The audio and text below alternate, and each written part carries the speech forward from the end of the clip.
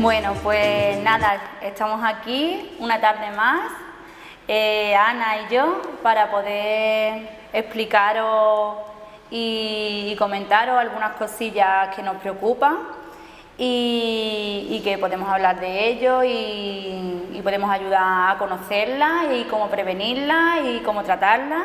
Así que hoy, como ya estamos en verano, ya se va notando el calor, vamos a hablar de las enfermedades más comunes en verano y cómo prevenirlas, ¿vale?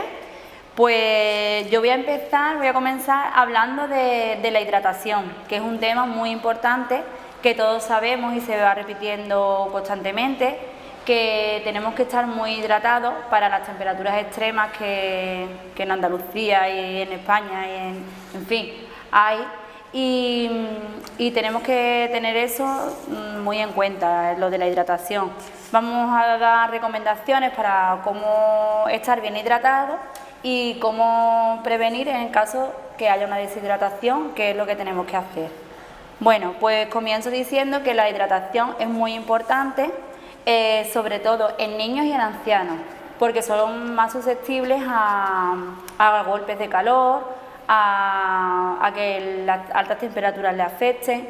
Entonces tenemos que tenerlos muy en cuenta y que ellos sepan que tienen que tomar líquidos, que tomar alimentos con cantidad de líquidos y vamos a dar una serie de recomendaciones. Bueno, pues en niños hay que estar más o menos constantemente pendiente de ellos porque ellos realmente se les olvida jugando de beber agua y tal, entonces de ofrecerles líquidos cuando están jugando fuera, cuando tienen una actividad intensa, en fin, hay que estar, antes de que tengan sed, ofrecerles líquidos. Y en ancianos, pues vamos a dar una serie de consejillos. El anciano debe de estar, anciano, persona mayor, o debe de beber durante el día, se debe de consumir 1,5 litros, 2 litros a lo largo de todo el día. No debe esperar a tener sed para ese momento de beber agua, tomar un zumo, un té. No debe de esperar a eso, a tener sed, sino que tener la constancia de ir bebiendo y hidratándose. Lo que se aconseja es que se consuma líquido durante todo el día, pero sobre todo a primera hora del día y por la tarde, dejando por la noche el mínimo consumo para que no haya problemas de incontinencia urinaria ni despertaderos nocturnos frecuentes, para poder descansar mejor, porque si no, pues claro, ese líquido pues hay que eliminarlo. Entonces se aconseja que se haga así. Se aconseja a las personas que se acostumbren, por ejemplo, a la hora de tomarse la medicación, si tienen alguna medicación, de tomar una cantidad de agua considerable, un vasito de agua o medio vasito, tener esa constancia y ahí pues aportar ese líquido. También ofrecer durante la comida, en lugar de comer con, no sé, a veces no se come y no se bebe nada, pues ofrecer ese sustento de líquido de hidratación durante las comidas principales. Hay que tener en cuenta algunas enfermedades que nos pueden llevar a la deshidratación, como son la diarrea, los vómitos o la fiebre también. En estos cuadros es muy importante estar bien hidratado. En el caso de las diarreas y de los vómitos es importante estar hidratados con suero, que aporta todos los minerales que se están perdiendo con esta patología.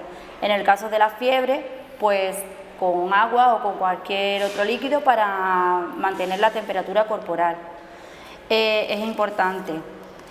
Otra cosita que quiero destacar es a la hora de hacer ejercicio. En este tiempo pues hace mucho más calor, la temperatura corporal sube, se suda más. Entonces, para la hora de salir a caminar o salir a correr o deportista, quiero que se sepa que hay que llegar a ese momento del día que tú elijas para hacer deporte bien hidratado. 2 o 3 horas previas debemos tener una buena hidratación. Luego tener a mano siempre o una botellita de agua o un zumito de fruta, algo para a los 20 minutos así que estemos haciendo una actividad intensa, pues reponernos. Y muy importante, después de un ejercicio físico intenso o un ejercicio, aunque no sea intenso, pero sea prolongado en el tiempo, más de 1 hora, hidratarnos con bebidas isotónicas, porque a partir de 1 hora se van perdiendo también lo que son sales minerales, entre ellos sodio, y esto pues se repone mejor con bebidas isotónicas, ¿vale? Es muy importante conocerlo porque ahora pues te puedes deshidratar en cualquier momento y hombre, a veces incluso nos deshidratamos sin darnos cuenta y para no llegar a ese extremo pues deberíamos de prevenirlo. También no solamente con líquido podemos hidratarnos, hay alimentos que nos aportan hidratación y hay muchos alimentos en verano como son las frutas, la sandía, el melón, el melocotón, las uvas. Estos tienen cantidad de agua importante para que estemos bien hidratados.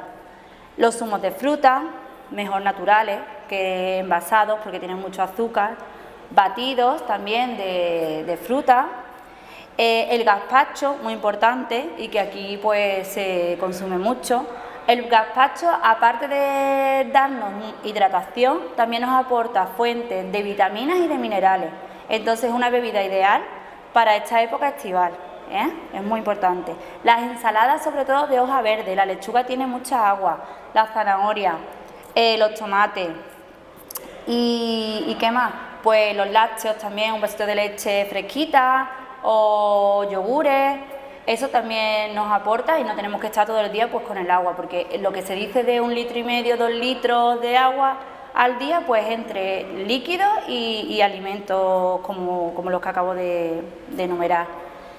En el caso de no poder llegar al extremo de la deshidratación, pues conocerla. La deshidratación es cuando hay una pérdida de agua en nuestro organismo, bien por un golpe de calor, bien porque has sudado mucho durante una actividad intensa física y no lo has repuesto. Entonces tenemos que ver qué se siente, tenemos que saber cuáles son los síntomas. En nuestro cuerpo podemos sentir un aumento del ritmo cardíaco, un aumento de la temperatura corporal, la boca seca, los labios secos, debilidad muscular, dolor de cabeza, náusea, mareo, la piel se arruga y bajadas de tensiones.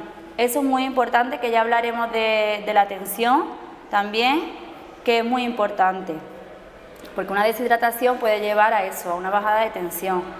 Estos son síntomas que nos puede pasar en un momento determinado y que nada, que se repone con líquido, con agua o con bebidas isotónicas, sueros, en fin, hay multitud y tenemos que conocerlo. En los niños, mucho cuidadito con lo de la deshidratación en niños, porque lo podemos ver en bebés muy pequeños cuando están deshidratados, sobre todo porque están malitos, porque la leche de fórmula o la leche materna les aporta a ellos hidratación. Pero en el caso de un bebé deshidratado se ve porque la fontanela, la mollerita, se le ve hundida, moja un pañal en más de 3 horas, o sea, está con el pañal seco más de 3 horas, llora sin lágrimas, tiene la boca seca y esos son síntomas de deshidratación. Entonces esto es muy importante y esto sí que hay que acudir al médico porque tendrían que ponerle suero ya más serio. Entonces eso, el consejo fundamental es que se beba agua, líquidos, zumos, alimentos ricos en líquido antes de tener sed y no llegar a eso, a alimentos hidratantes que son. Y bueno, ya hablando de alimentos, voy a tocar el tema de las intoxicaciones alimentarias, que hay mucho problema ahora en esta época de verano con la conservación de los alimentos. Hay que tener mucho cuidado a la hora de conservar los alimentos, porque las altas temperaturas hacen que crezcan microorganismos y faciliten el desarrollo de levaduras, de patógenos, de bacterias, en fin, que hay que tener mucho cuidado y hay que conservarlos muy bien. Cuando hay una intoxicación alimentaria aparece diarrea, aparece dolor abdominal, vómito, y entonces, claro, la persona se encuentra muy mal. Esto se puede evitar manteniendo una conservación adecuada de los alimentos, mantenerlos en frío, ya sea chacina, comidas que acabamos de hacer, fruta, todo eso debemos mantenerlos a una temperatura adecuada. En el caso de que se produzca una intoxicación alimentaria, pues lo que tenemos que mantenernos es tranquilos, en reposo, comer suave y acudir al médico si se ve oportuno y el malestar pues es claro. Bueno, pues otra patología, que esto sí que es una patología benigna en la mayor parte de los casos, pero que me gustaría hablar, es de los hongos. Los hongos son frecuentes, sobre todo en verano, aunque se pueden dar durante toda la época del año, pero son más frecuentes en verano, porque el hongo crece y se desarrolla a una temperatura alta y a una humedad alta, entonces tiene las condiciones óptimas en verano de que se produzcan. Los hongos los podemos tener en determinadas partes del cuerpo, por ejemplo se pueden dar en las uñas, se pueden dar en la piel, incluso en el cuero cabelludo. Cuando es en el cuero cabelludo se llaman tiñas. Esto pues se utiliza en tratamientos de champú, de geles, en fin, tratamientos que va desapareciendo el picor, esa descamación, y se puede tratar perfectamente. En la piel se llaman candidiasis y puede aparecer entre los dedos, muy frecuente, en los pliegues de la piel, en las axilas, en ingles, y pueden aparecer manchitas blancas, rojas o de café con leche, entonces así tipo marroncita. Hay que tener mucho cuidado, prevenirlas y en el caso que las haya, pues acudir al dermatólogo y tratarlas, ¿vale? Esto suele picar, suele molestar bastante y nada, cómo prevenirla es siempre pues tener el cuerpo bien seco, los pliegues de la piel sequitos, no tener la ropa húmeda durante mucho tiempo, los bañadores no tenerlos durante mucho tiempo puestos mojados, así se puede prevenir. También el calzado pues cambiarlo frecuentemente, en fin. Y otra cosilla importante que otra patología importante del verano es los papilomas plantares, que esto pues es menos conocido que los hongos, creo yo, pero también se da. Entonces quiero así hablar unas pinceladas de lo que son y cómo prevenirlo. Pues en el caso del papiloma es un virus, ¿vale? Es el virus VHP. Este virus suele estar en los bordes de las piscinas, en los vestuarios, ¿vale? En la parte húmeda y con alta temperatura, igual que los hongos. ¿Cómo nos contagiamos? Pues como su propio nombre indica, es un papiloma plantar, suele estar en la planta del pie. Esto se contagia por alguna heridita que tengamos en el pie, una abrasión, una pequeña grietecita, se introduce el virus y nada, crea un papiloma, que es como una verruguita. Esto, si esa pica, tiene picor, y si se arrasca, se puede contagiar la zona de alrededor. Entonces se puede salir muchas más verruguitas, digamos. ¿Cómo se previene esto? Pues utilizando las chanclas, no utilizando... Hombre, si tenemos que utilizar baños públicos y vestuarios públicos y tal, pues con nuestro calzado adecuado y ya está, y no hay más. Tener cuidado al andar descalzo, eso, sobre los bordes de piscinas públicas y vestuarios y baños que sean que haya mucha gente.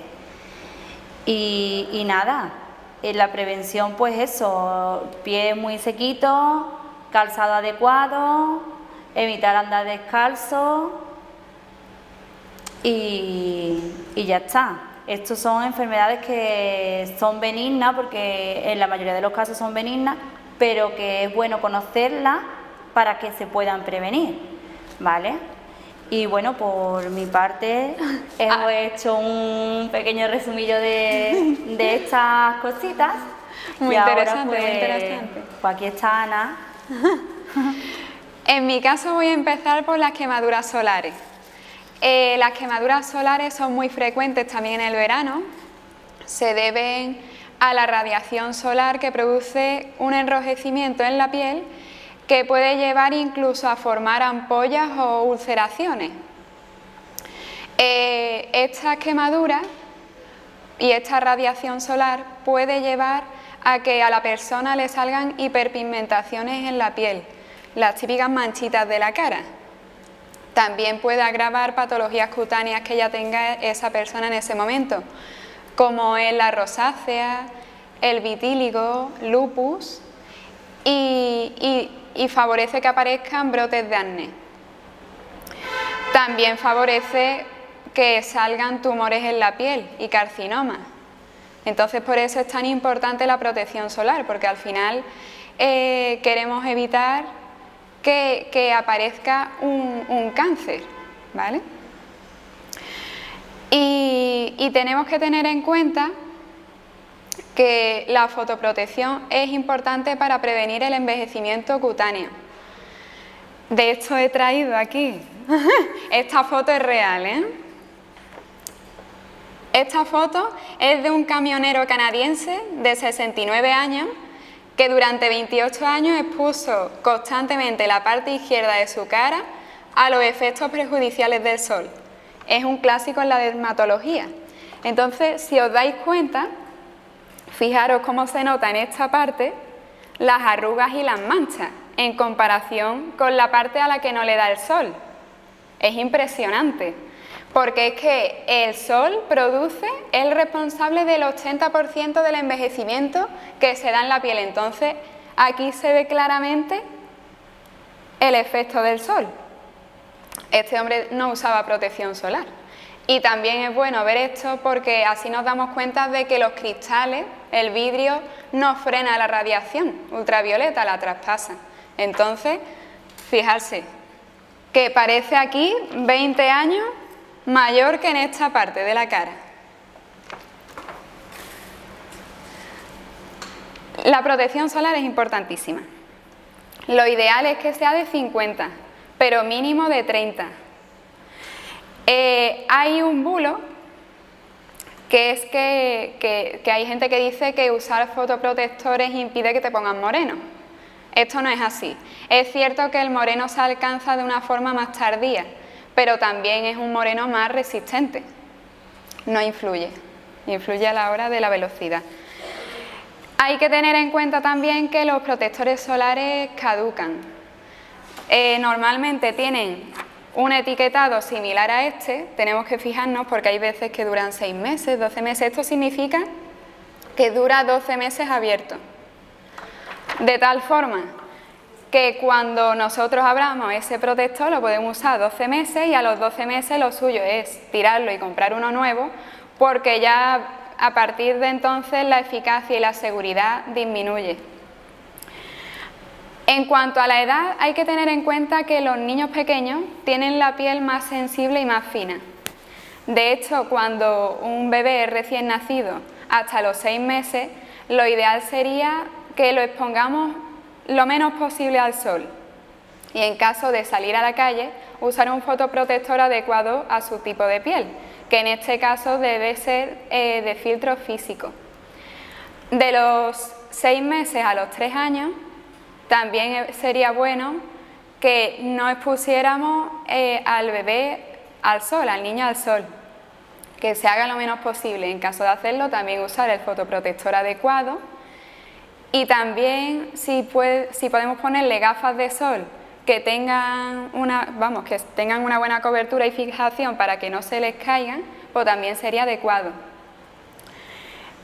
En el caso de adultos y niños a partir de 3 años y adultos, pues cuando salgamos a la calle tenemos que tener en cuenta que mínimo media hora antes tenemos que echarnos el protector solar para que ya nos vaya haciendo efecto cuando salgamos a la calle. Y también tenemos que tener en cuenta que usemos gafas de sol. Siempre las gafas de sol tienen que estar homologadas, con filtros ultravioletas, polarizadas, porque si no el sol es el principal responsable también de la aparición de cataratas, porque favorece que el cristalino se vuelva opaco. Y entonces, así de manera conjunta, las recomendaciones que os haría sería usar protector solar, reaplicarlo cada 2 horas si estamos en el exterior. Si nos bañamos en piscina, en playa, es bueno volver a aplicarlo aunque sea resistente al agua, nunca está de más. Cuando nos lo apliquemos, aplicarlo en una capa que sea generosa y no dejar zonas atrás, porque por ejemplo hay muchas personas que se les olvida lo que son las orejas, los párpados, el nacimiento del cabello, los pies, así que hay que por todo el cuerpo echarte tu cremita. También utilizar sombrero, utilizar sombrillas si estamos en la playa, aunque hay que tener en cuenta que realmente la sombrilla protege del sol, pero la radiación ultravioleta es capaz de atravesar la tela de la sombrilla. Igual que cuando estamos en la sombra o hay nubes, también nos está llegando radiación solar. También podemos quemarnos, o aunque no nos quememos en apariencia, puede favorecer que a largo plazo se vaya deteriorando lo que es la piel y dentro de X años pues aparezcan ya tumorcillos, carcinomas, etcétera, o manchas.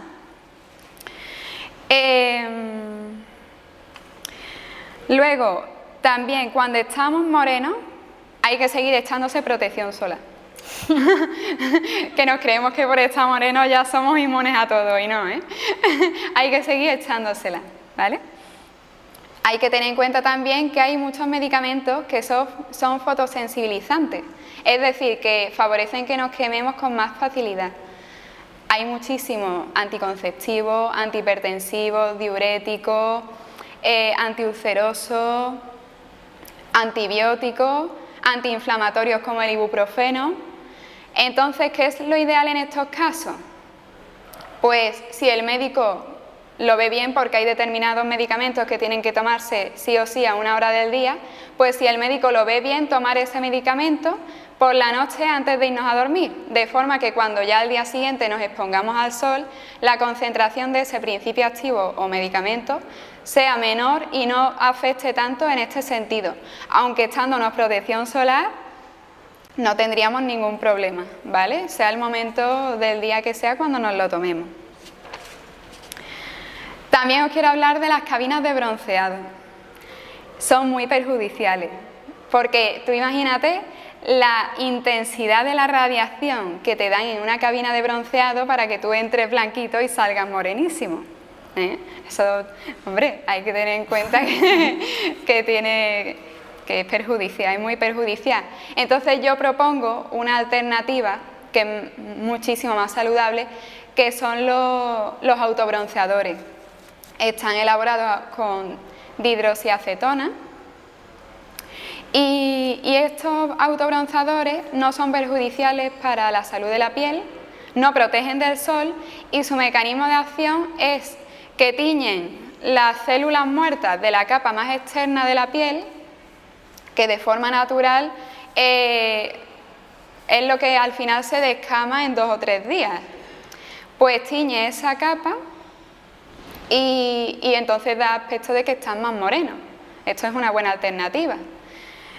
Entonces, claro, esa coloración que se adquiere de la piel es transitoria, no es permanente. En el momento que mudemos de piel se va. Entonces, ¿cómo tendríamos que usar un autobronceador? En el caso de que os haya convencido, que no es el caso. Para usar un autobronceador lo que hay que hacer primero es foliarse la piel, sobre todo de los codos, de las rodillas y de los tobillos. Así conseguiremos un bronceado más uniforme. Entonces foliamos la piel, la hidratamos después y luego, pues ya una vez que estemos secos, aplicaríamos el autobronceador. Se puede aplicar con la mano, pero no os lo recomiendo, es mejor con una esponja, porque si no las manos se os pueden teñir. Hay que tener cuidado cuando vayamos a aplicar el autobronceador con las palmas de las manos y de los pies. Entonces aplicamos el autobronceador por la noche, antes de irnos a dormir, nos acostamos para que esté las 8 horas haciendo efecto y al día siguiente nos duchamos y ya tenemos el tonito. Al principio estaríamos alternando un día sí, un día no la aplicación hasta conseguir el tono deseado. Y luego, pues para mantenerlo, con hacerlo una vez a la semana, estaría bien. Esto es una buena opción, ¿vale? También, con relación a esto, os quiero hablar del uso de las lámparas de luz ultravioleta a la hora del secado de los esmaltes acrílicos y de los brillos Toscoa. Se ha demostrado que ha habido un aumento bastante alarmante de la incidencia de cáncer en los dedos de las manos por culpa de esto.